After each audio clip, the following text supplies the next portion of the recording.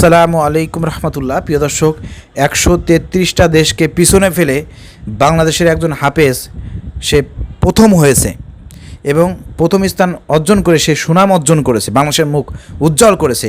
প্রতি বছরই এরকম বাংলাদেশ থেকে আমাদের কওমি অঙ্গনের, খালি কওমি অঙ্গন না, সব অঙ্গন থেকেই আমাদের এইসব হাফেজরা তারা বাংলাদেশের নাম উজ্জ্বল করতেছে। কিন্তু দুঃখের বিষয় হচ্ছে যে সরকার তাদেরকে গুরুত্ব দিচ্ছে না। অন্তর্বর্তীকালীন সরকারের সময় আমরা দেখেছি মোটামুটিভাবে হাফেজদেরকে সংবর্ধনার ব্যবস্থা করা হয়েছে, কিন্তু বিএনপি সরকার ক্ষমতায় আসার পরে কওমি অঙ্গনের লোকদের অনেক চাওয়া পাওয়া ছিল।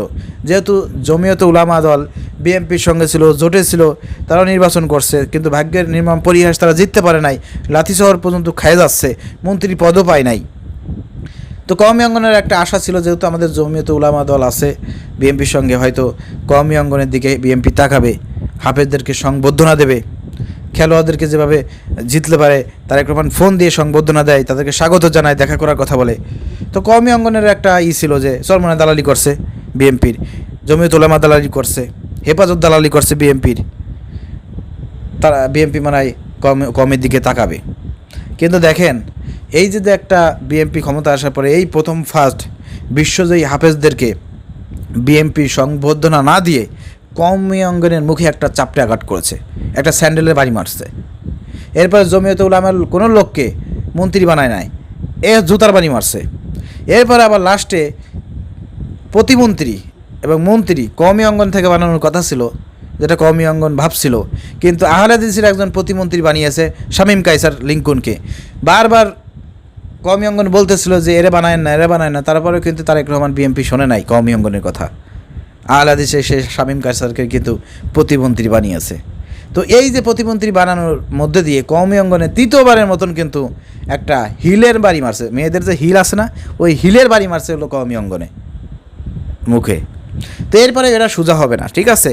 কিন্তু আসলে আমার একটা আবেদন ছিল, জামাত ইসলাম কিন্তু কওমি অঙ্গনকে কাছে টানার জন্য অনেক পদক্ষেপ গ্রহণ করেছে। আমির জামাত বিভিন্ন চরমনায় পীর সাহেবদের সঙ্গে দেখা করেছে, বিভিন্ন মসজিদে যায়, মাদ্রাসায় যায়, আর্থিক সহযোগিতা করে। কওমি অঙ্গনে আমির জামাত ডাক্তার শফিকুর রহমান যে বেতন ভাতা পান, তার পুরোটাই নাকি তিনি তার এলাকায় কওমি মাদ্রাসায় ওয়াকফ করে দিয়েছেন।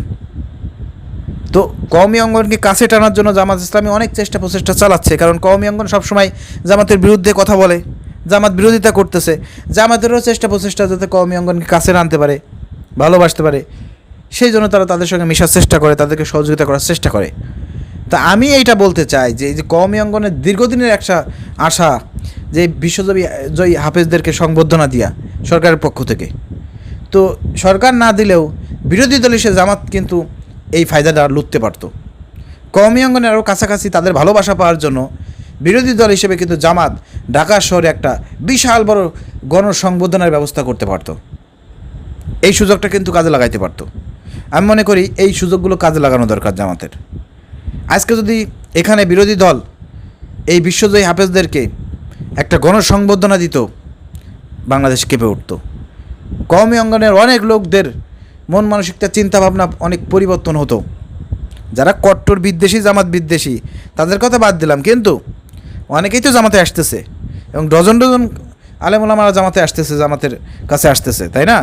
তো এই কাজগুলো আরও করলে পারে মোটামুটিভাবে কওমি অঙ্গনের কাছাকাছি জামাত যাইতেও পারতো এবং কওমি অঙ্গনের তরুণ আলেম সমাজ যারা আছে তারাও বুঝতে পারতো যে না, জামাত কওমিদের প্রতি খুব ভালোবাসা আছে, টান আছে, যার কারণে তারা বিরোধী দলে থাকা সত্ত্বেও সরকার যেটা করে না সেটা জামাত ইসলাম করছে। এতে কিন্তু অনেকেই জামাত ইসলামীতে যোগদান করতো এবং জামাত কওমিদের খুব কাছাকাছি যাইতে পারতো, ভালোবাসা অর্জন করতে পারতো, এই কাজগুলো কিন্তু করতে পারতো। অর্থাৎ এই বিষয়গুলো জামাতের আমি মনে করি যে মাথায় রাখা উচিত ছিল। এই বিষয়গুলো একটা চরম ভুল বলে আমি মনে করি। রাজনীতি করতে হবে কৌশলভাবে, ঠিক আছে। যদিও কওমি অঙ্গন সবসময় জামাতের বিরোধিতা করবে, এটা তাদের হচ্ছে পূর্ব আকাবিরদের রেখে যাওয়া উত্তরসূরি একটা পদক্ষেপ, এটা হয়তো তারা যুগ যুগ ধরে রাখবে। কিন্তু কওমি অঙ্গন থেকে ব্যাপক পরিমাণ আলেম ওলামা জামাত ইসলামীতে যোগদান করবে, সেই পথ আরও সুপ্রসারিত হতো।